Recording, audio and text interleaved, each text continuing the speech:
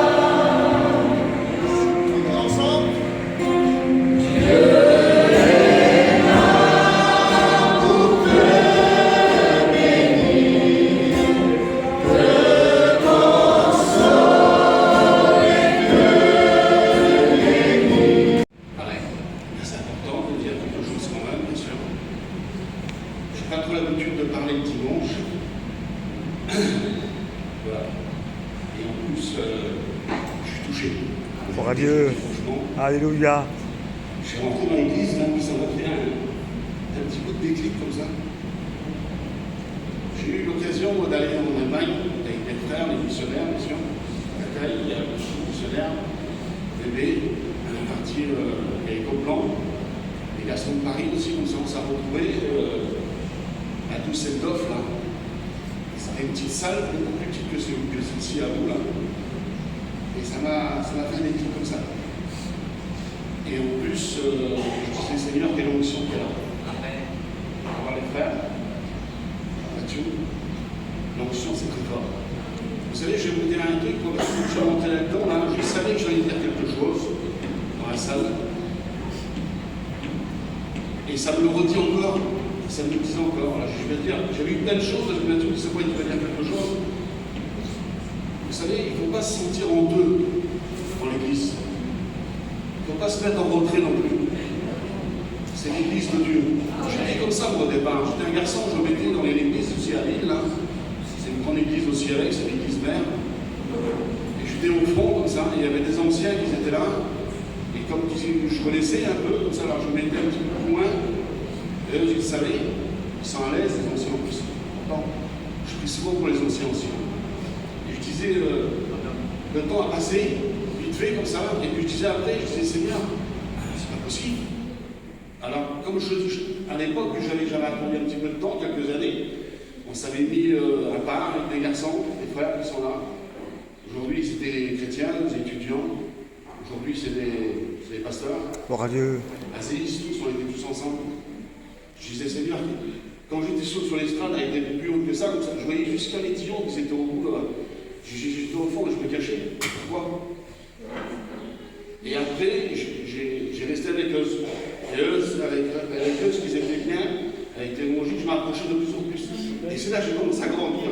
Et je disais, Seigneur, je me cachais des hommes, mais de toi, quelle puissance que tu avais. Gloire à Dieu. Vous savez, j'étais un garçon, moi, j'ai pas été prenez beaucoup, parce que je dis, Seigneur, j'étais un garçon très loin de toi. Vous savez, je ne suis pas grandi dans l'évangile, moi. J'étais vraiment à part, tout seul, comme ça, un solitaire, qui les vilaines vies. Et aujourd'hui, je m'approchais de mon Dieu, je dis, Seigneur, j'ai fait un grand pas. Et Dieu m'a dirigé. J'avais jamais cru penser de prendre mon compagnie et de dire jusqu'à là. Gloire à Dieu. J'étais dans un terrain par nous, là-bas, on était 7-8 hommes comme ça. Et on buvait, et puis il y avait des copains, on faisait des misères quand on repartait. C'était une vie comme ça. J'étais tout jeune, j'étais alcoolique, et puis je buvais beaucoup d'alcool. Et je ne vous raconte pas la vie que j'avais. Je roulais sur la route, toute la route qu'on a fait hier, là, tout le temps que la route, je lui prier. Je dis, Seigneur, toi de toi, viens. Gloire à Dieu. Vous savez, c'est dur à parler comme ça. Mais c'est l'onction. C'est la bénédiction qui fait ça. Je vous encourage. Soyez nombreux. Ne soyez pas comme moi. Si les frères qui sont là, on est tous ensemble pour nous réunir, pour bénir le Seigneur. Gloire à Dieu. Amen. Amen.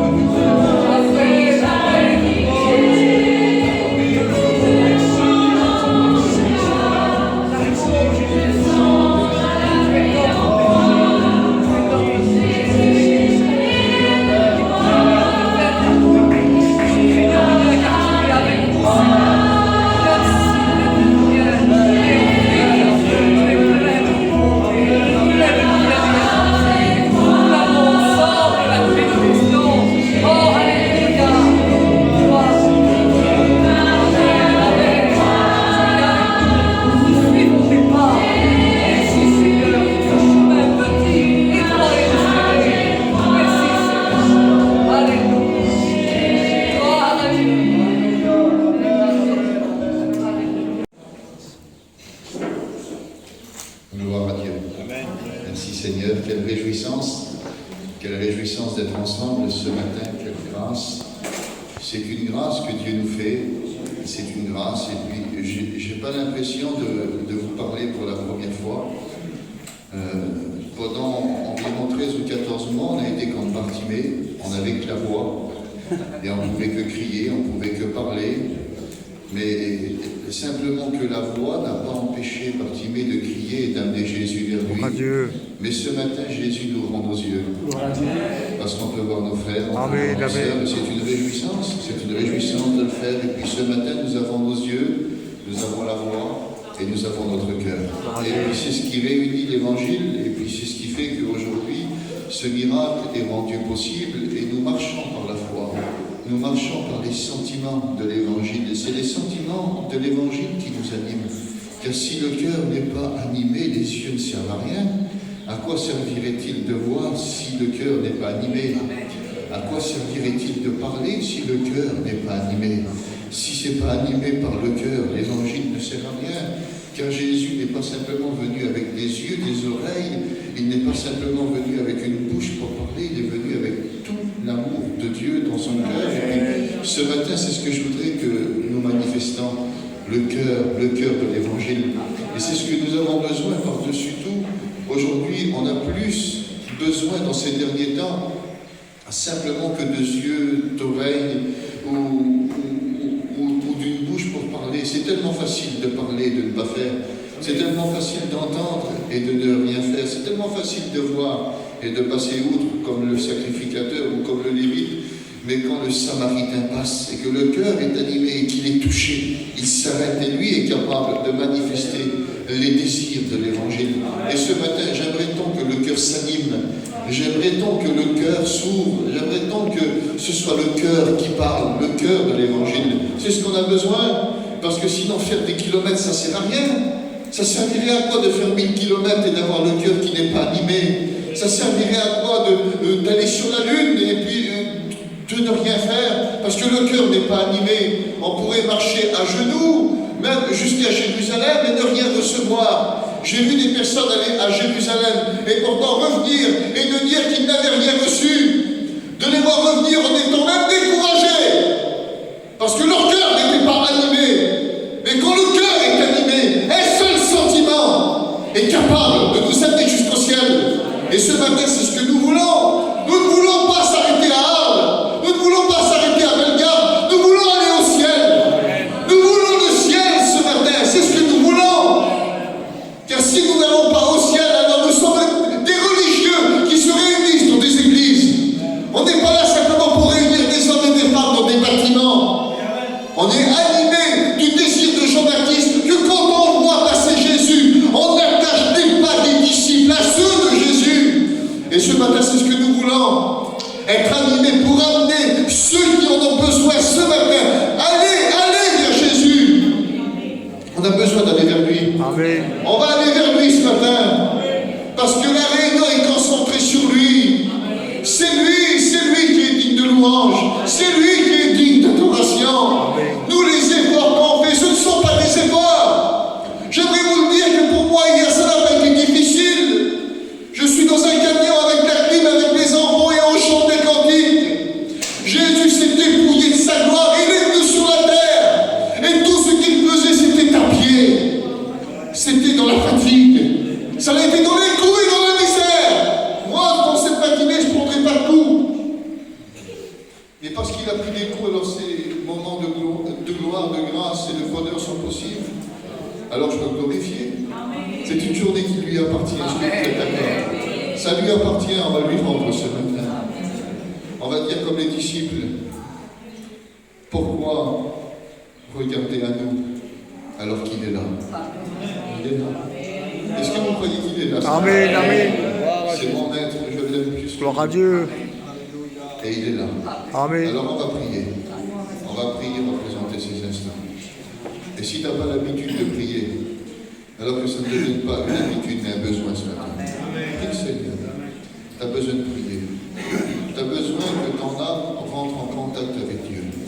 Si tu sors de la réunion en disant j'ai pas été béni, c'est pas parce que Dieu n'a pas voulu te bénir, c'est parce que tu n'as pas voulu être béni. Ce matin, si tu le veux, tout est rendu possible pour que tu sois béni. Il veut te bénir. Gloire à Dieu. Il veut nous bénir. Est-ce que vous êtes d'accord? Amen. On accepte d'être béni? Amen. Alors on va couper les fonds et on va demander sa grâce. Je vais demander à Bachai de prier, Seigneur. Amen. Tu le sais, Seigneur, que je suis touché d'être avec mes frères et sœurs. Et avec les mots que notre frère Cruz a dit, je voudrais tellement que mon cœur, entièrement mon cœur, soit pour toi, Gloire à Dieu. pour ton œuvre, pour les frères et pour les âmes. Tu le sais, fais de moi ce que tu veux, fais de nous ce que tu veux. Toi la gloire, Nous ne Jésus. voulons pas savoir, Seigneur, des choses, ou dire des choses, ou entendre des choses, et ne rien faire, comme disait notre frère. Accorde-nous toute ta grâce. Amen. On voudrait tellement te ressembler. Nous voulons que tu prennes notre prière au mot. Voilà, Seigneur, au mot la prière. Nous voulons te ressembler. Alléluia. Nous voulons être comme toi. Avoir tes sentiments, ta nature, Seigneur. Alléluia. Le caractère de l'agneau, ton humilité. Seigneur, ta sagesse, ton intelligence. Que ta vie soit en nous. Que le Saint-Esprit prenne ce que Jésus nous le donne ce matin. Avec que nous puissions à travers le monde et à Arles et partout refléter la gloire de Dieu, la gloire de notre Père. Viens avec ton onction et bénis-nous. Remplis notre frère du Saint-Esprit maintenant. Que tu le bénisses pour nous et tu l'as déjà fait dans le nom de Jésus et pour ta gloire. Amen. Amen. Amen. Je voudrais que Mathieu prie, Seigneur, aussi. Nous te louons de tout notre cœur, Seigneur. C'est avec un cœur contrit et humilié, Seigneur, que l'Église se présente, je le crois, prêt à recevoir de toi, Seigneur, l'Évangile, la parole. Merci, Seigneur, pour ton service. Amen. Merci pour ce que tu vas faire encore. Merci, Seigneur Dieu, pour les quelques mots déjà dits, car ils nous font du bien. Seigneur, nous voyons l'approbation. ton approbation dans ces moments. Et je ne veux pas, moi, passer à côté. Je veux prendre, Seigneur. Je veux prendre ce que tu veux de moi. Oh Seigneur, oui, bénis ces moments, bénis ton Église. Celui qui est entré découragé, tu l'encourages. Que des cœurs, Seigneur, ouverts puissent être trouvés. Et que ta parole grandisse maintenant et qu'elle puisse germer, Seigneur. Merci Jésus pour ce qui va être fait et dit. Merci Seigneur, car cela vient de toi. Alléluia. Gloire à toi, mon roi. Merci Jésus. Amen. Amen. Amen. Amen.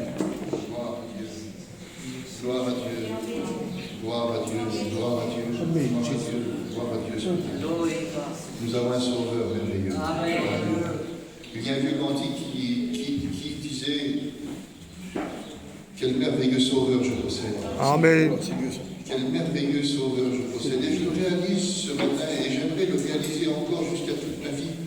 J'aimerais réaliser que le salut qu'il m'a offert n'est pas axé sur mes œuvres, n'est pas axé sur ce que j'ai fait, mais sur ce qu'il a fait. N'est pas axé sur ce que j'ai pu lui apporter, mais c'est sur ce qu'il m'a donné. Et ce matin, on a tellement de facettes différentes pour pouvoir se présenter devant Dieu. Et je disais ça à ma femme hier soir. Dans ces moments, je ne veux pas jouer à autre chose. Je veux rester tel que je suis. Je veux rester l'homme que je suis parce que s'il y en a bien un qui me connaît, c'est bien Dieu. Amen. S'il y en a bien un que je ne peux pas rouler, c'est bien Dieu. Et puis quand Dieu me regarde, je sais ce qu'il regarde. Il regarde de la faiblesse. Il regarde un être qui n'est pas capable de faire le bien. Il regarde un homme qui est sous des poids de misère. Et puis parfois, je n'arrive même pas à m'en retirer. Oui, mais sous ces poids de misère, j'arrive à m'en sortir parce que je ne regarde pas à moi-même, mais je regarde à ce qu'il est.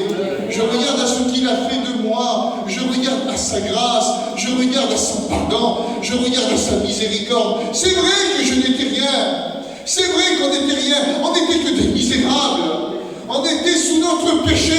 On était comme Saül dans son premier état, caché dans les bagages et on ne voulait pas sortir.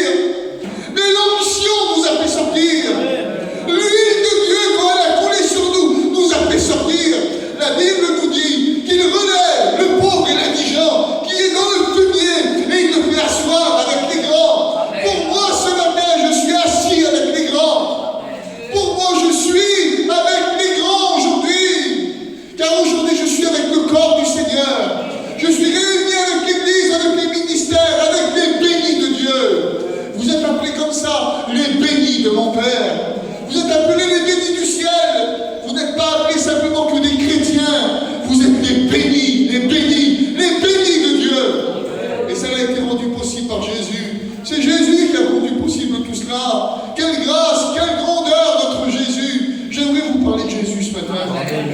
J'aimerais vous parler de mon Sauveur. Son œuvre de grâce est tellement grande. Son œuvre d'amour est tellement importante.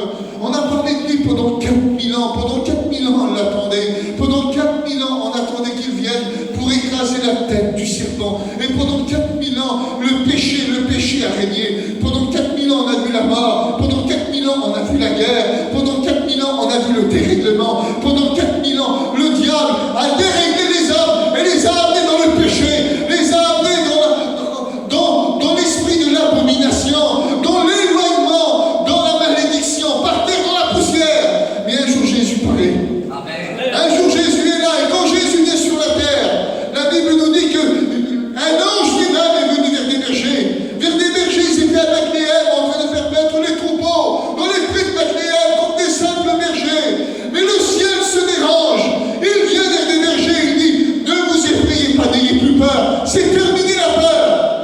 Vous n'allez plus avoir peur. Vous n'allez plus être dans la frayeur. Car aujourd'hui, il vous est né un sauveur. C'est le Christ, c'est le Seigneur. Vous le trouverez à Bethléem, emmailloté et couché dans une crèche. Ah Seigneur, quelle grâce, quelle grâce. Ils sont allés, ils ont eu le petit enfant.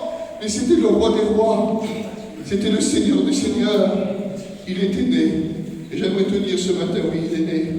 Il est né dans ma vie, il est né dans ta vie. Et aujourd'hui, nous n'avons pas à avoir peur. Nous n'avons pas à être dans la frayeur. Aujourd'hui, notre Sauveur est là. Amen. Il est né dans notre vie. Puis il est né, il a grandi plein de grâce. La Bible nous dit que lui seul pouvait grandir de cette manière. Il a grandi en sagesse. en stature et en grâce devant Dieu et devant les hommes. Jamais personne n'a grandi comme Jésus. Jamais personne n'a parlé comme lui. Jamais un homme ne pourra lui ressembler. Jamais un homme ne pourra être comme lui. Un jour, des hommes sont venus pour l'arrêter, pour le prendre. Ils sont repartis en disant, on n'a pas pu le toucher. Poser la main sur lui n'a pas été possible, car jamais homme n'a parlé comme lui. Il n'y en avait pas qui parlait comme Jésus. Comme Jésus prêche, moi quand je lis les évangiles, je vois les messages les plus simples du monde.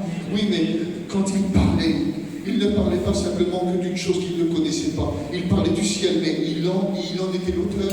Il en était celui qui habitait les hauteurs. Quand il parlait du trône de Dieu, il sait de quoi il parle. Il siège sur le trône de Dieu depuis l'éternité. Il parle du ciel, il parle des anges, mais c'est les entités célestes qui le louent et qui l'adorent. Alors la Bible nous dit que quand Jésus était là, c'était particulier. Et vous savez, quand on lit dans la Bible, on voit qu'il y a le bien et le mal. Et quand on fait quelque chose pour Dieu, il y aura toujours le bien et le mal.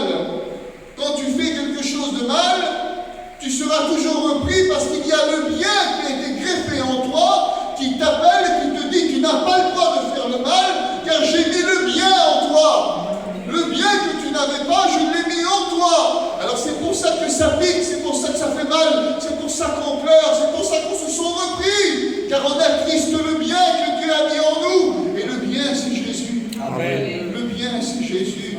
Le bien a été manifesté. J'aimerais vous lire un texte ce matin, ça se trouve dans le livre de l'Apocalypse, au chapitre 16. Et j'entendis une voix forte qui venait du temple et qui disait aux 7 anges, allez verser sur la terre les 7 coupes de la colère de Dieu. C'est un fait qui se passera dans la grande tribulation. On parle de 7 coupes qui sera déversée. On parle d'un temps de colère qui viendra sur la terre. Vous savez, quand vous lisez le livre de l'Apocalypse, on parle de 3 sortes de colère. On parle de la colère de Dieu. Ensuite, on va aussi parler de la colère du diable, animé d'une grande colère, jeté sur la terre, sachant qu'il aura très peu de temps. Et on parle aussi de la grande colère de l'agneau, où la personne ne pourra subsister, où même les gens diront aux montagnes de tomber sur eux, car ils ne voudront pas voir la colère de celui qui vient. Et la Bible nous dit que même le diable, devant la manifestation, devant la parousie de Jésus, il sera anéanti par le souffle de sa bouche et par l'éclat de son avènement. Simplement que la lumière de Jésus va écraser la puissance du diable et va l'emmener par terre. Un ange va le lier pendant 1000 ans avec une grande chaîne. Jésus ne touche même pas. Il souffle dessus. Il souffle dessus. Un souffle. Un souffle de Jésus.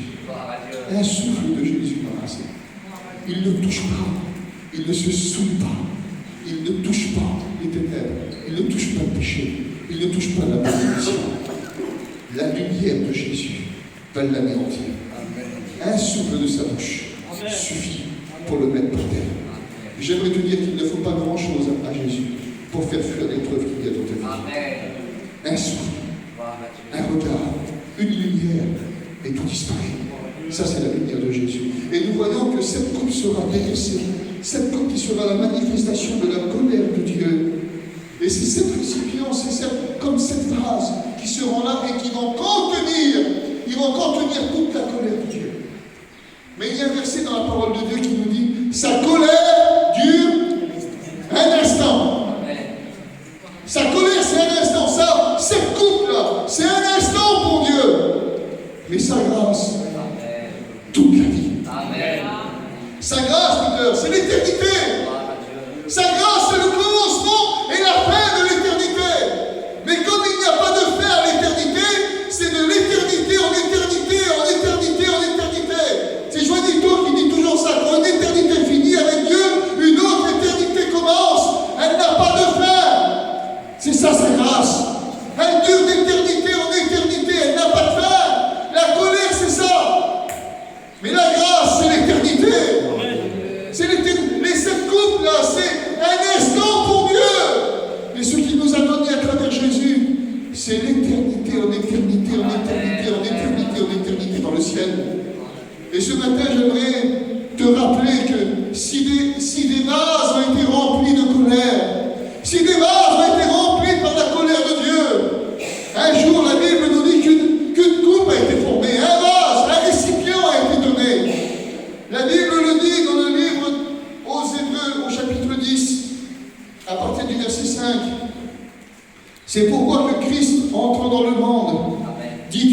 sacrifice, ni offrande, mais tu m'as formé un corps. Amen.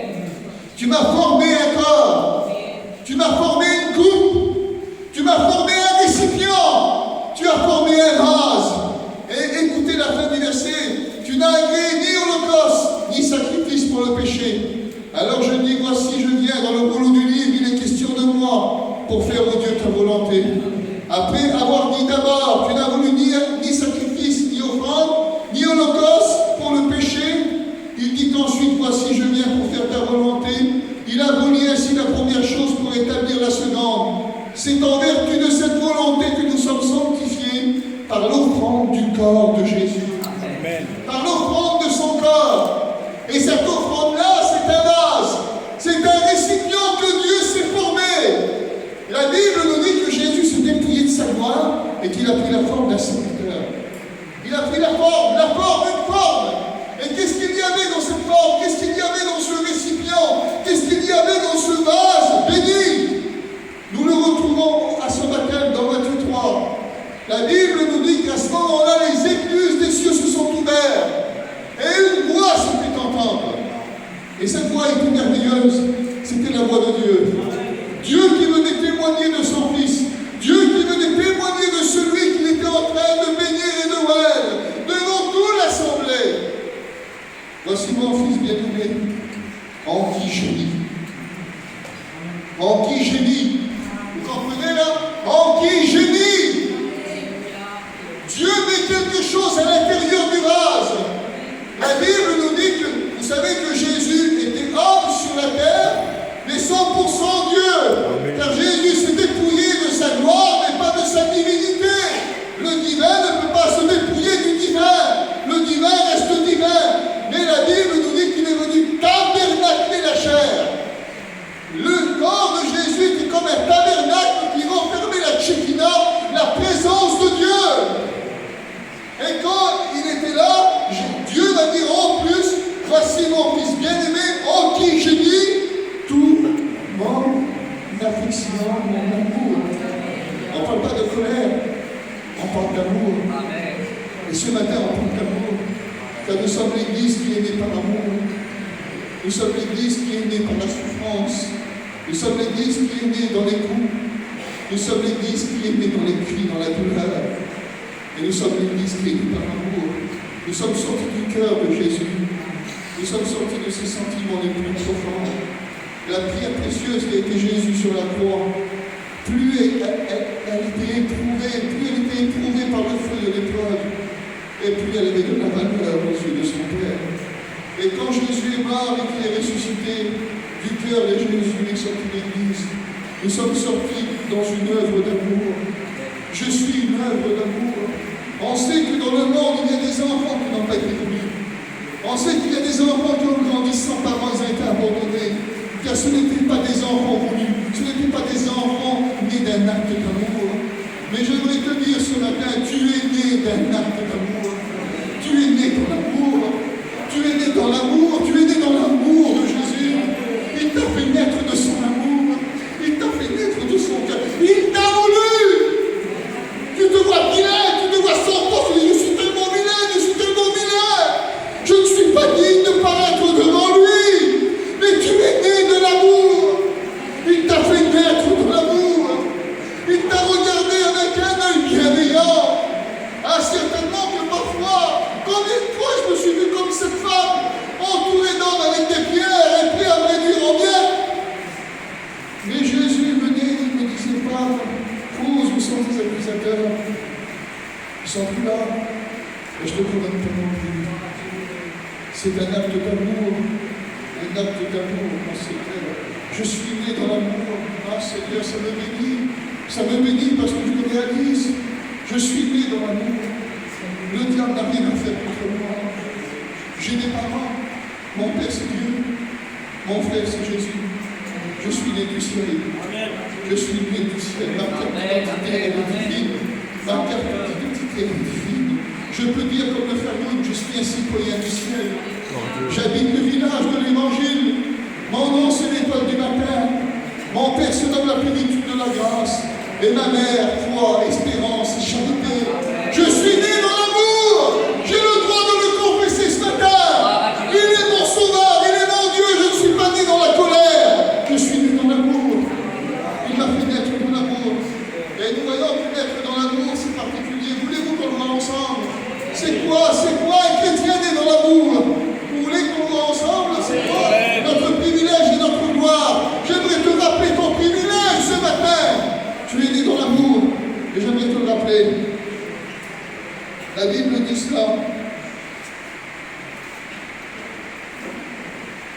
Le premier alla et versa sa coupe de colère sur la terre.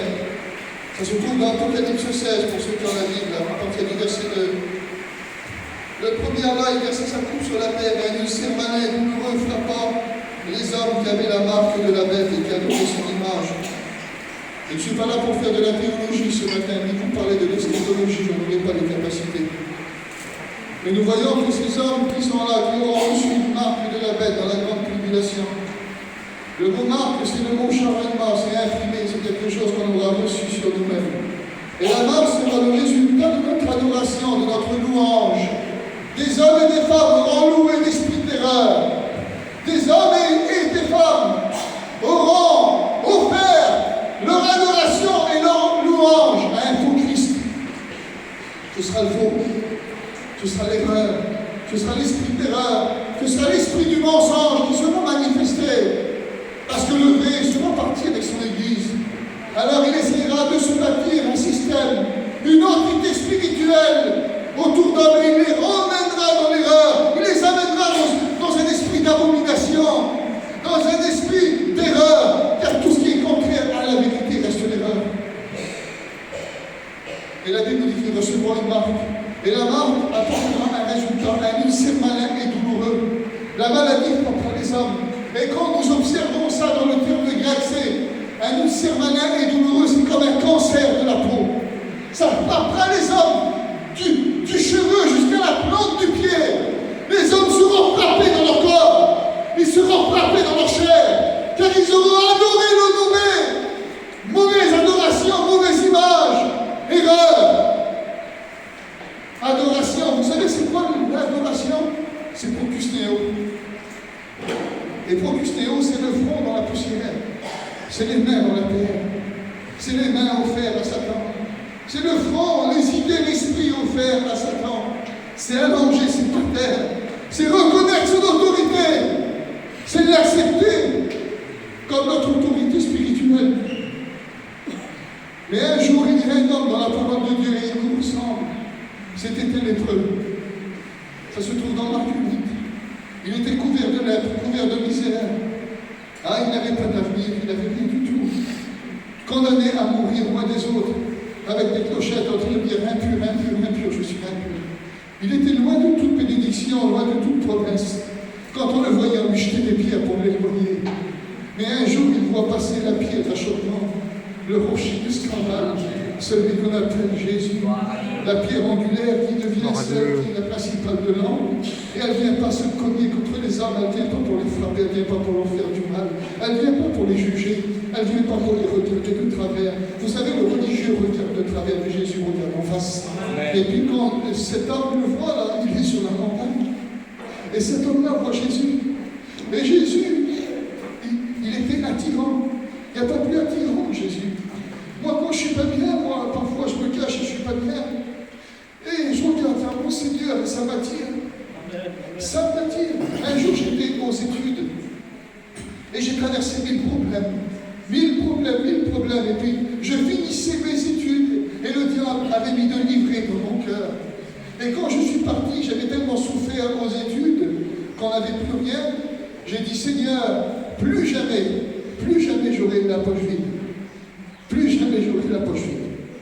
Je vais rentrer à l'île et je vais travailler. Je vais bâtir des sites. Et je vais commencer à travailler. Je vais me mettre au travail.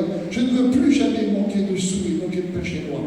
J'ai dit, je vais travailler. Et quand je suis rentré à l'île, j'ai posé mon camping, j'ai posé mon camion. Et je regardais la Bible et puis ça m'attirait.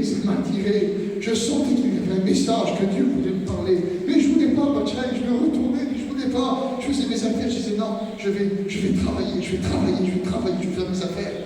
Et le soir, je me suis couché, il était environ 11h, et puis la Bible était toujours là. Et c'était comme un astre.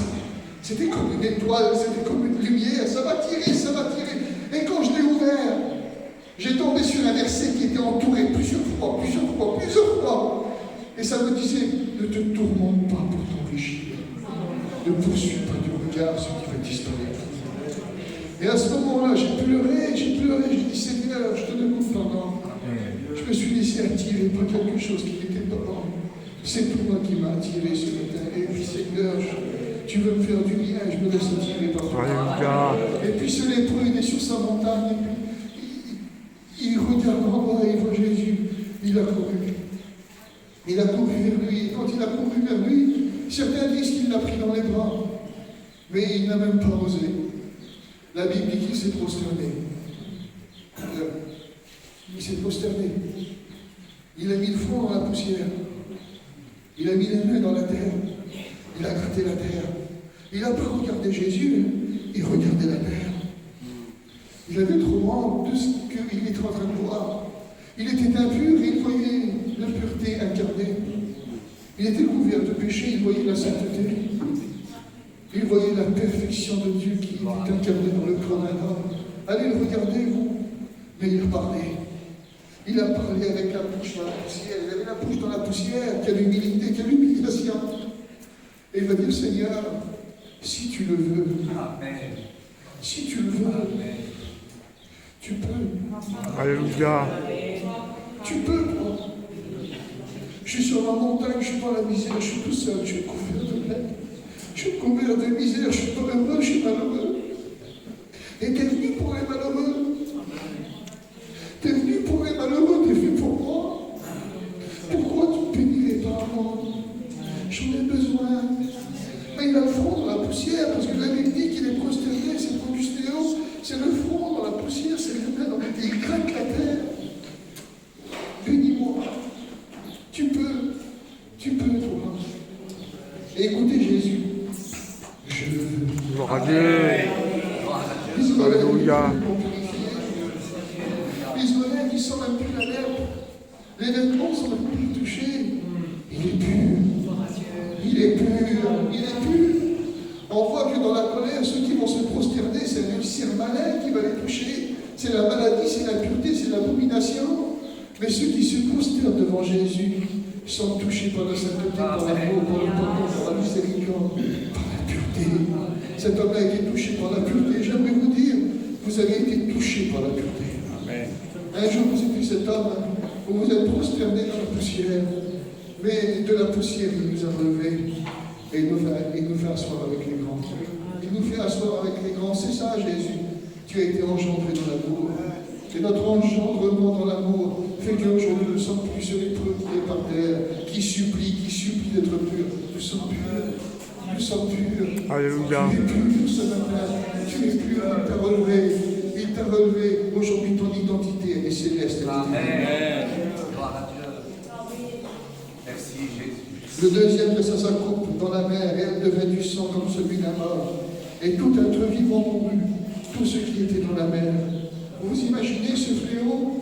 Je ne sais pas s'il y a des pêcheurs parmi vous qui aiment la pêche, mais à ce moment-là, quand la coupe sera déversée dans la mer, tout ce que le sang touchera, tout ce que le sang de la colère touchera, la Bible dit ça, tout ce qui sera vivant va mourir. Tout ce qui sera vivant va mourir. Tout ce qui sera vivant va mourir. Jean-Louis, dans la colère, c'est ça. Quand la colère touche le vivant, ça meurt. Un jour, la colère de Satan, le diable, le péché nous a touchés. Et ça nous a apporté la mort. Alors que l'homme était vivant pour Dieu. Vivant, c'est tout ce que Dieu avait mis en nous. Tout ce que le sang de la colère touche, de vivant, ça passe à mort. Et un jour, le sang de Jésus nous a touchés. Amen. Le sang de Jésus nous a touchés.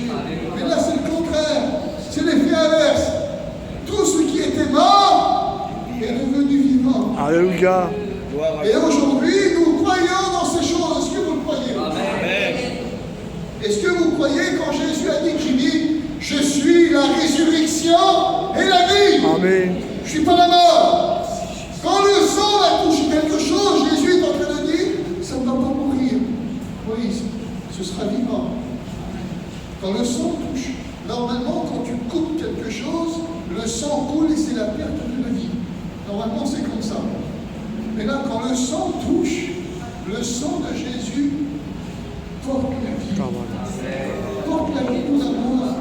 Et aujourd'hui, même nous croyons que Dieu n'est pas le Dieu des morts, mais le Dieu des vivants. Mais comment c'est possible ça? Même ceux qui sont partis alors? Oui, parce que Dieu Il ne dit pas j'étais le Dieu d'Abraham, d'Isaac et de Jacob. Non, il dit parce qu'il n'est pas le Dieu des morts, mais le Dieu des vivants. Amen. Ce qui veut dire que ceux qui sont partis ne sont pas morts. Je ne sais pas si vous trahissez un secret ce matin, mais ceux qui sont partis ne sont pas morts.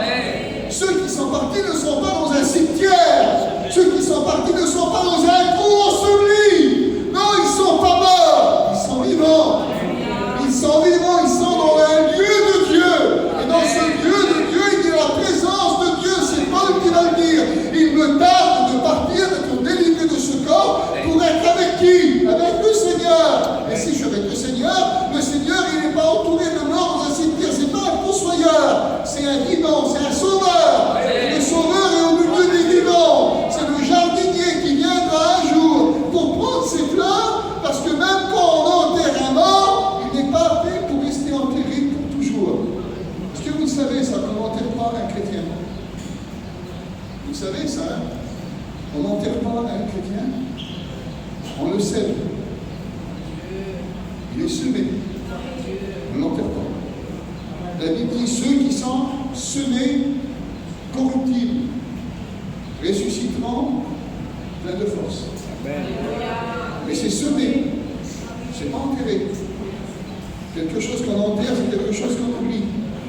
Quelque chose qu'on enterre, c'est quelque chose qu'on ne verra plus jamais. Moi, je n'ai jamais enterré quelqu'un qui était chrétien. Je l'ai semé. Car un jour, il va germer. À la voix de l'archange, je sens que les morts en Christ vont ressusciter premièrement. Et nous qui sommes restés, la Bible nous dit qu'ils nous devanceront pas, on ne va pas les devancer non plus, mais nous partirons ensemble à la rencontre du Seigneur dans les âges.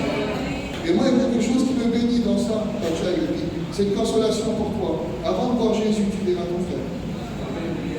Car avant de voir Jésus, Jésus permet que tu sois réuni avec les tiens et que tu partages ta joie avec eux.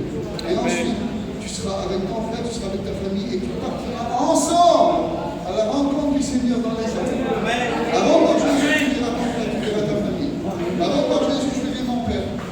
Avant de voir Jésus, je verrai les miens. Car il me le permet. Je partirai avec eux. Alléluia. Et ensemble, on se réjouira. Ce sera une réjouissance commune. Je serai avec les miens, car du mort que j'étais, je suis passé vers le vivant. On n'est pas enterré. Demain, si je meurs, ne dites pas, on a enterré Cruz. Dites, on l'a semé. Un chrétien, il ne meurt pas. Vous savez, ça, un chrétien, il ne meurt pas. Un chrétien, il ne meurt pas. Il dort. Il se repose de ses œuvres. Et il ne meurt pas. Je ne veux pas que vous soyez dans l'ignorance au sujet de ceux qui dorment. Ils dorment dans le Seigneur. Quand quelqu'un vient chez toi et qui dit « Il est où ton mari ?» Est-ce que tu dis « Il est mort ?» Quand tu dis « Il dort », il dort, il va se réveiller après, j'irai quitter chez toi. Ben, un chrétien, on n'a pas de quoi dire qu'il est mort. Il dort. Gloire à Dieu. C'est Jésus qui l'a dit, il dort, et je vais le réveiller. Il l'a dit sur Lazare, il dort, notre ami Lazare dort, mais je vais bientôt le réveiller. Il va bientôt les réveiller. Et nous, si nous avons la grâce de connaître le retour du Seigneur, nous partirons ensemble à la rencontre du Seigneur. Mais avant, nous verrons ceux qui ont été semés et ceux qui dorment. Et nous partirons avec eux à la rencontre du Seigneur dans les airs. Parce que le sang nous a touchés. J'aimerais te dire que le sang, c'est le sang de l'espérance. C'est le sang de la vie. C'est le sang de Jésus qui nous a touchés.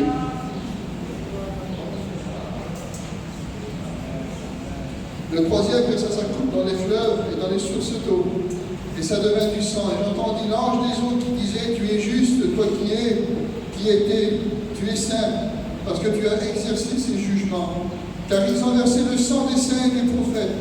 Et tu leur as donné du sang à boire, ils s'encendirent. Et j'entendis l'autel qui disait, oui Seigneur, Dieu puissant, tes jugements sont véritables et ils sont justes. On voit que tous les fleuves seront touchés par le sang. Il y aura plus d'eau à boire. Les hommes et les femmes ne pourront plus se désaltérer. Les eaux du monde entier seront touchées par le sang de la colère.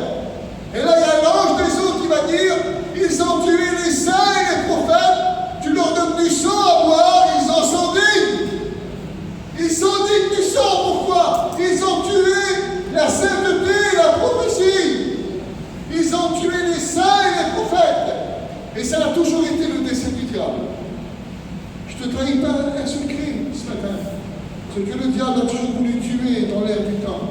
c'est la sainteté et la puissance de la prophétie.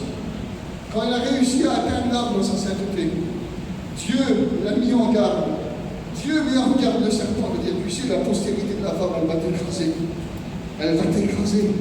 Elle va t'écraser. Et dès que Dieu a commencé à mettre le compte à rebours de la prophétie, quand la prophétie a commencé, le diable a toujours voulu anéantir l'esprit de la prophétie.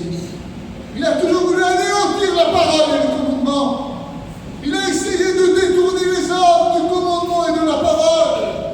Il a essayé de détourner Ésaü du droit d'aînesse. Mais le diable avait oublié que Dieu avait détourné le regard d'un homme et avait porté le regard de Jacob sur la prophétie. Il y avait des hommes qui étaient les garants, car à l'intérieur il y avait de l'amour. Et Dieu va choisir des hommes comme Abraham, comme Isaac, comme Jacob, des hommes sans parti pris, qui se sont détournés de leur vie pour regarder vers la prophétie, vers la sainteté, vers ce que Dieu voulait. Alors ils n'étaient pas saints, mais ils détenaient à l'intérieur l'esprit de la prophétie qui faisait que la promesse, elle commençait encore à s'acheminer jusqu'à son point initial, jusqu'au Messie. Il y a une prophétie dans le livre de la Genèse au chapitre 49 qui dit que le sceptre souverain ne s'éloignera pas de Juda jusqu'à le moment, jusqu'à ce que le Shiloh vienne. Et le Shiloh, c'est celui qui est légitime, c'est le Messie, c'est celui vers qui Dieu portera les regards. Et la Bible nous dit qu'un jour Jésus paraît. Et quand Jésus paraît, on le voit à 30 ans. À 30 ans, il est mené dans le désert. Le diable veut le tenter. Et quand il le tente, il fait... Comment je pourrais vous dire ça? Je crois de tout mon cœur, c'est une conviction dans mon cœur. Je crois que le diable savait qui était Jésus. Je crois qu'il savait. N'oubliez jamais que, avant d'être sur la terre avec lui pour le tenter, il était au ciel avec lui et il le louait. Il le connaissait. Quand les démons voyaient Jésus, ils disaient, nous savons qui tu es. Tu es le Saint de Dieu. Amen. Ne nous tournons pas avant le temps. Ils sont au courant de leur jugement. Mais la Bible dit que Jésus ne leur permettait pas de parler, car leur témoignage, ils n'en voulaient pas. Le témoignage, c'est le témoignage de ses saints apôtres. C'est le témoignage de son Église, de ses enfants, de ses loins, que Jésus s'est choisi. Mais il ne voulait pas du témoignage des démons. Et quand le diable vient pour le tenter, il veut tenter sa sainteté. Mais seul Jésus a pu dire ça. Le diable vient, mais il n'a rien en moi. Il n'a rien. Il n'a rien. Il n'a rien. Il n'a rien en moi. Quel privilège d'écouter dire ça. Il n'a rien. Il n'a rien en moi. Il n'a rien trouvé. 30 ans, vous vous imaginez la défaite pour Satan et pour les démons. Il a 15 ans. Il n'a jamais péché. Alors imaginez-vous les démons. Je veux dire, tu t'imagines, il a 15 ans, il n'a jamais péché encore. On n'a pas réussi à le faire tomber dans le péché. Aucun orgueil, aucune vanité. Aucun péché, aucun mauvais regard, aucune vilaine parole, rien du tout. Le cœur pur, le cœur honnête, le cœur vrai.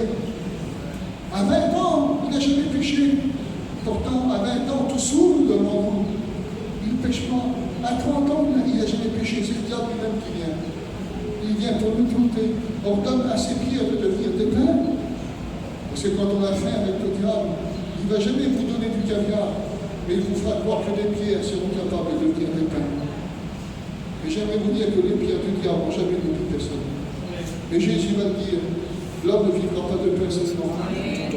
L'homme ne vivra pas de pain seulement. L'homme ne vivra pas de pain seulement, mais de toute parole qui sort de la bouche. Et le diable ne pouvait rien dire devant Jésus. Même le diable ne pouvait rien dire devant Jésus. Et il n'a pas réussi à toucher cette sainteté merveilleuse.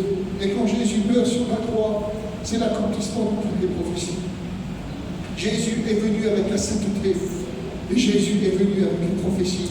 Il est venu avec toutes les prophéties. Et dans Jean 19:30, il va dire, Père, je remets mon esprit entre tes mains. Pourquoi maintenant? Car tout est accompli. J'ai tout accompli. Tout est rempli, tout est fait. Le contrat est signé. Il n'y a plus rien à faire. Tout est accompli.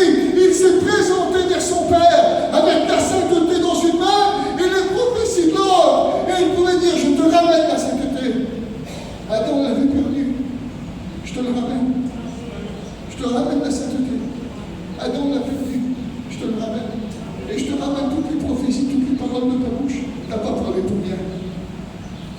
Je te les ramène. J'ai tout accompli. Tout est payé. Tout est entièrement accompli. J'ai tout accompli. Et j'aimerais te dire ce matin que ton Seigneur, c'est le Dieu qui a accompli la sainteté pour ta vie. Et c'est le Dieu qui a accompli toutes les promesses pour toi. La Bible nous dit qu'il a été fait pour nous, dans le livre de Corinthiens, sagesse, justice, sanctification et rédemption. J'ai acquis en lui un salut parfait. Aujourd'hui, je n'ai besoin de rien d'autre que de Jésus. Il m'a donné ma sainteté. Aujourd'hui, je suis saint par le Fils de Dieu. Je suis saint par le sang précieux. Je suis saint à travers sa vie. Je suis saint à travers sa mort et sa résurrection. Aujourd'hui, je peux regarder le Père comme le Père. Je peux regarder le Fils comme le Fils. Je peux regarder le Fils comme le frère. Car aujourd'hui, je peux me présenter devant Dieu. Car j'ai le témoignage dans mon esprit. Un jour, une femme est venue vers moi. Elle m'a dit, comment vous faites la différence? Il y a les musulmans. Il y a les catholiques. Il y a les bouddhistes. Il y a tous ces gens, toutes ces religions. Comment savez-vous que vous êtes dans la vérité? Et pourquoi vous le dites? J'ai dit, c'est pas moi qui le dis. Jamais je dirai je suis dans la vérité et un autre est dans l'erreur. Je n'ai pas le droit de le dire. Mais c'est le Saint-Esprit qui dit à mon esprit que je suis l'enfant de Dieu. Mon témoignage vient du ciel. Ce n'est pas moi, la Bible dit que si un homme témoigne de lui-même, son témoignage n'est pas bon. Si je témoigne de moi-même, de ce que je suis, c'est pas bon.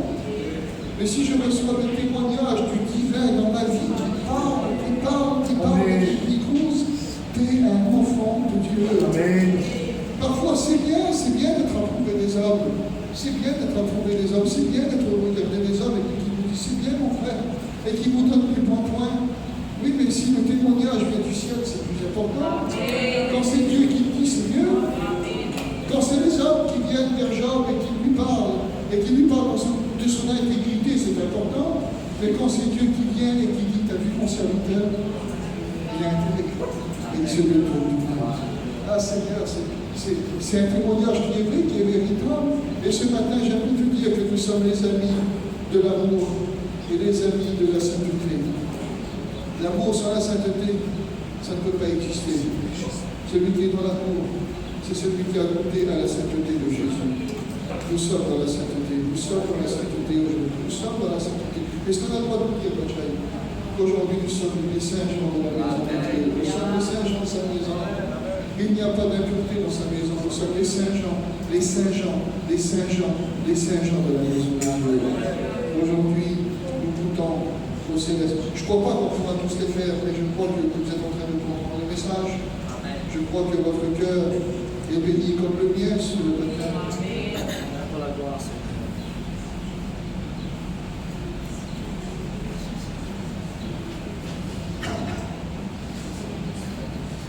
Le quatrième versa sa coupe sur le soleil, et il fut ordonné de brûler les hommes par le feu. Et les hommes furent brûlés par une grande chaleur. Et ils blasphémèrent le nom de Dieu qui a l'autorité sur les fléaux, et ne se repentirent pas pour lui donner gloire. Pour l'instant, on avait promis le soleil, mais on voit de l'eau. Et là, la Bible nous dit que dans la colère, Dieu promettra le feu. Les hommes seront frappés par le feu. La colère amènera le feu. La colère amènera un dérèglement climatique. Amènera que les hommes seront brûlés dans leur chair. La chair sera brûlée. La chair sera touchée. Elle sera impactée par la colère. Mais un jour, il y a des hommes qui sont sur le chemin d'Emmaüs et ils rencontrent le Seigneur. Ils ne savaient pas que c'était lui car il était apparu sous une autre forme. Et quand il va repartir, après leur avoir parlé, les hommes sur le chemin d'Emmaüs vont dire ces mots. On ne l'avait pas reconnu. Et pourtant, notre cœur ne pénétrait pas lorsqu'il nous expliquait les Écritures. On voit que dans la colère, la chair sera brûlée. Mais dans la grâce, c'est le cœur qui est touché. C'est le cœur qui est embrasé. J'aimerais te dire que le puissant qui s'est embrasé pour Moïse n'était pas un véritable puissant, c'était une vision. C'était une vision, et la Bible nous dit qu'au milieu de la vision, à l'intérieur du puissant, il y avait l'ange de l'Éternel qui était à l'intérieur. Et il y a eu un message. J'aimerais te dire, il n'y a pas de vision sans message. J'ai été appelé à quoi? Car dans la vision, il y a toujours un message. Il y a la vision. vocation, il y a le message, et dans le message, il y a une vocation qui est donnée. Et après la vocation, il y a un envoi. Certains ont une vision, ils veulent être envoyés tout de suite. Ça n'existe pas dans la Bible. Après une vision, il y a toujours un message. On sait à quoi Dieu nous appelle. Dieu n'est pas muet. Dieu ne nous montre pas des choses sans nous dire à quoi il nous appelle. Quand il y a une vision, la Bible nous dit qu'à l'intérieur de la vision, il y avait un message. L'ange de l'Éternel a commencé à parler. Et il a commencé à dire, je suis le Dieu de ton père. Je suis le Dieu d'Abraham, d'Isaac et de Jacob. Il y a une proximité entre moi et toi. Dieu est en train d'établir un lien de famille. Il est en train d'établir quelque chose. Et il va dire, je suis le Dieu de tes pères. J'ai connu tes pères. Parfois, je vois des gens qui me disent, tu sais, mon fils, j'ai connu mon père. J'ai connu, et il y a un lien qui se fait, parce qu'il y a une connaissance commune. Ben, Dieu est en train de dire à Moïse, on n'est pas des étrangers. J'ai connu tes parents. J'ai connu tes pères. Je suis le Dieu de tes pères. Je suis le Dieu d'Abraham, d'Isaac et de Jacob. Et maintenant, tu vas respecter ce lieu. Il va y avoir un respect. Il va y avoir un respect entre Dieu et Moïse. Il va y avoir une proximité. Mais parce qu'il y a la vision. Mais il y a le message. Il y a une vocation. Il y a un envoi. Ne désirez jamais d'être envoyé si vous n'avez pas le message. Recherchez le message.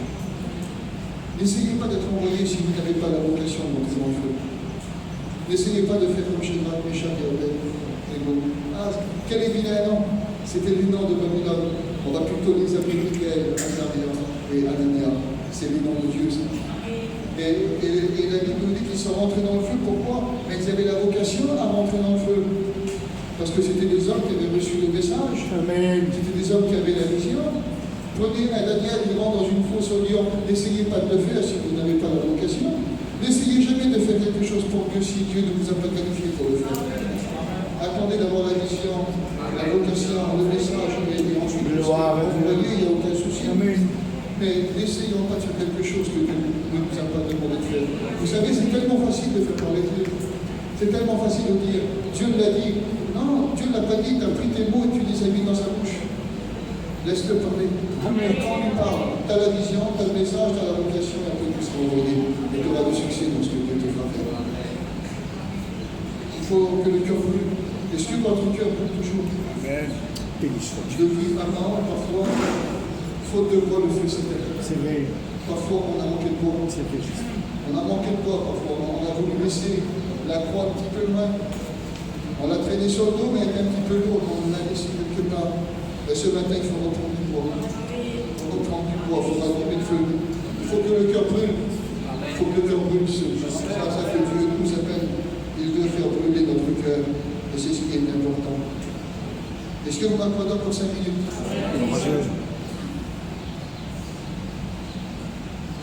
Le 6e verset s'accoupe sur le grand fleuve de l'Euphrate. Et son eau tarit afin que les chemins des rois venant de l'Orient furent préparés. Là, la Bible nous dit qu'il va y avoir, pendant ce temps de colère, une grande bataille, on va appeler la bataille d'Armageddon, qui va se passer entre Megiddo, Gisréel et Josaphat. Et dans ce lieu, la Bible nous dit que 3 esprits impurs sortiront du dragon, de la bête et du faux prophète, et qu'ils iront séduire les rois de la terre. Et ils les emmèneront dans cette grande vallée, vous savez pourquoi? Pour une cause perdue. Ce sera un combat perdu d'avance. Un combat perdu d'avance.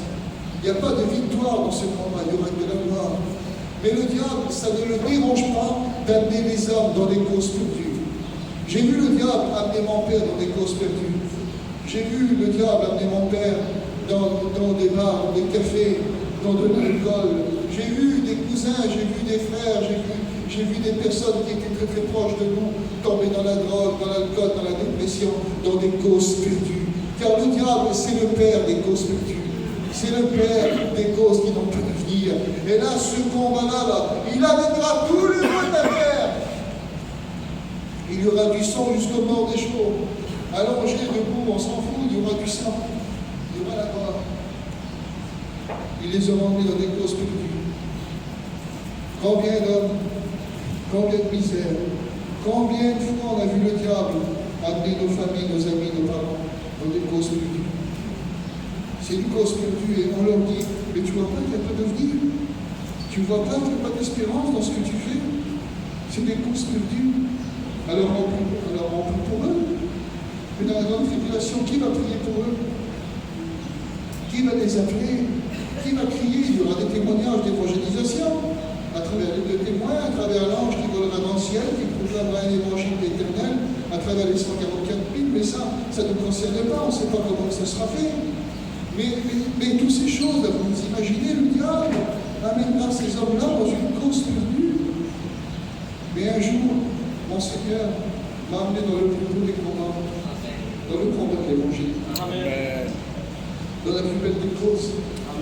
La cause que l'apôtre Paul va pouvoir dire, j'ai achevé la course, j'ai gardé la foi, désormais la couronne de vie. Non pas seulement à moi, mais à tous ceux qui m'ont aimé sur la vie. Le combat de l'Évangile, c'est une cause perdue. J'aimerais te dire, mon frère, que dans l'Évangile dans lequel tu t'engages, c'est le plus beau de tous les combats, avec la plus belle des amis, c'est dans le Seigneur. J'aimerais te dire, ma soeur, que même si tu as des petites souffrances et des petits bobos ici-bas, ce n'est pas une cause perdue. Le Seigneur, c'est la plus belle de tous les causes. On peut mourir pour lui, on peut donner notre vie pour lui, on peut tout lui donner, car nous retrouverons tout dans le ciel. Merci Dieu. Car nous savons que même si on a délaissé quelque chose sur la terre, vous savez ce que la Bible dit? Nous gémissons dans cette tente. C'est quoi ça? Nous gémissons dans cette tente. Dieu est en train de dire, ton corps à toi, ton corps, c'est tente. Tu gémis dans ta tente, dans cette tente-là. C'est une petite tente, t'as un grand-peur. Il dit, nous gémissons dans cette tente afin de revêtir quoi? Notre domicile céleste. Amen. C'est pas une tente, hein? On parle de la Nouvelle Jérusalem, de la nouvelle des cités. On parle du plus beau des endroits. On parle du trône de Dieu. Aujourd'hui, tu es là en train de gémir dans une tente, mais demain, tu te réjouiras avec Dieu, avec les entités célestes. Tu seras au ciel, tu chanteras le cantique nouveau, et tu seras assis sur le trône de Dieu. On parle plus d'une tente, mais avec un corps glorifié. C'est une grâce, ça. Alors aujourd'hui, même si on souffre, notre combat, c'est pas une cause perdue. Notre chrétien, parfois, on a l'impression que leur combat, c'est une cause perdue. On a l'impression qu'ils se traînent. On a l'impression qu'ils sont toujours à genoux. Mais toi, à genoux pour prier. Non pas pour gémir. À genoux d'accord, mais pour prier. À genoux d'accord, mais pour l'adorer. À genoux d'accord, mais pour glorifier. Pas pour gémir. Souffrir, c'est normal, on est sur la terre. Mais demain, au ciel, on est dans 7 ans. On est au ciel avec Jésus. Et puis nous sommes cette église, et j'aimerais juste prendre 2 minutes pour la fin. La Bible dit que la dernière coupe sera versée, et une voix se fera entendre. Et la voix dira, sans effet, ça y est, c'est terminé. C'est terminé, ça y est, la colère est arrêtée, ça y est, elle est actée, c'est terminé. Sans effet, c'est terminé. Et la Bible dit que la grande Babylone, le système religieux, la fausse église sera jugée. Elle sera jugée, parce qu'il y a la fausse église, dans la grande tribulation, elle sera jugée. Et écoutez la manière dont elle se représente. Elle est assise. Elle est assise. Mais la véritable église, elle est debout. La véritable église, elle est debout. La véritable église, elle travaille. La véritable église, elle est animée. La véritable église n'est pas assise. Elle est debout. Elle est debout. Elle est debout. J'aimerais te dire que nous sommes debout. On n'est pas appelé à être assis. On est appelé à être debout. Tiens-toi sur tes pieds et je te parlerai. Amen. On est debout. Amen. On n'est pas assis. Ah, ça vous arrive d'être assis, d'avoir le genou qui fléchit. Qui n'a jamais été découragé? Qui n'a jamais passé des épreuves? Ce serait fou de dire, mais moi je suis toujours bien, je suis toujours encouragé, je suis toujours béni. Ça nous arrive parfois. Mais on ne reste pas assis. Que celui qui tombe, qui prenne garde d'être seul, que personne ne le relève. Ne reste pas seul. Celui qui se met à l'écart, cherche ce qui lui plaît. Et quand on est avec nos frères, c'est tellement bon de prier pour moi, j'en ai besoin. Aidez-moi, ce matin, j'en ai besoin. Regardez-moi, j'en ai besoin. J'ai besoin pour me relever. Ah Seigneur, j'ai été assis pendant un petit temps, mais je vais être debout. Je vais être debout, je suis la véritable église. Je suis la véritable église ce matin.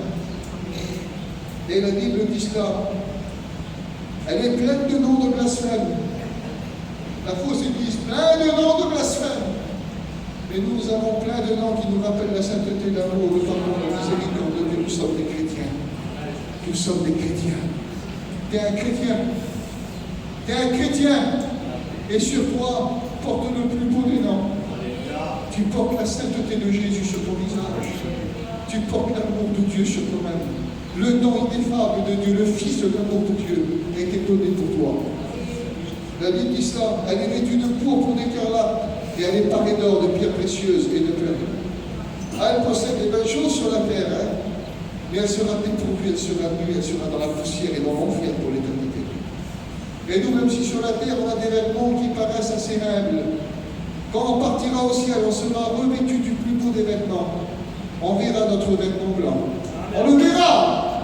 On le verra. On verra notre vêtement blanc. La Bible nous dit qu'après le tribunal du Christ, nous serons vêtus du fin lin, qui sera les œuvres des justes. On recevra une couronne, des perles, des pierres précieuses. Et on sera au ciel avec le plus beau de tous les vêtements. Je préfère les beaux vêtements au ciel. Et même s'il faut se revêtir d'humilité sur la terre, alors je veux faire et je veux me revêtir du Seigneur. Revêtez-vous de Jésus. C'est le plus beau des vêtements. Amen. La Bible dit cela. Vous étant dépouillés du vieil homme et de ses œuvres, et ayant revêtu l'homme nouveau qui se renouvelle dans la connaissance, selon l'image de celui qui l'a créé. Ça, c'est possible que dans l'Évangile. Et cet homme-là, c'est Dieu qui l'a fait naître à travers Jésus. Et dans sa main, elle tient une coupe avec des blasphèmes, des impuretés et des abominations. Nous, ce matin, on va détenir une coupe dans notre main, avec l'emblème du sang de Jésus. Car oui, sa chair, c'est une nourriture, et son sang, c'est un véritable breuvage. Ce matin, je m'abreuve de Jésus. Ce matin, c'est ma nourriture, c'est ce que je vais prendre en mémoire de lui. Je me souviens de Jésus. Je me souviens du sang versé ce matin. Je vis cette femme ivre du sang des témoins. Elle est ivre du sang des autres. Moi, ce matin, je suis ivre du sang de mon maître. Amen. Je veux le sang de Jésus ce matin. Je veux le sang de Jésus. Amen. Je ne veux pas d'autre sang. Je ne veux pas être animé de l'esprit de Caïn. Je ne veux pas le sang des frères. Je ne veux pas regarder mes frères comme un meurtrier. Je ne veux pas ressembler à Ésaü. Je ne veux pas ressembler à Adonijah. Je veux avoir le cœur d'un frère. Je veux être animé du sang de Jésus. Ivre du sang de Jésus.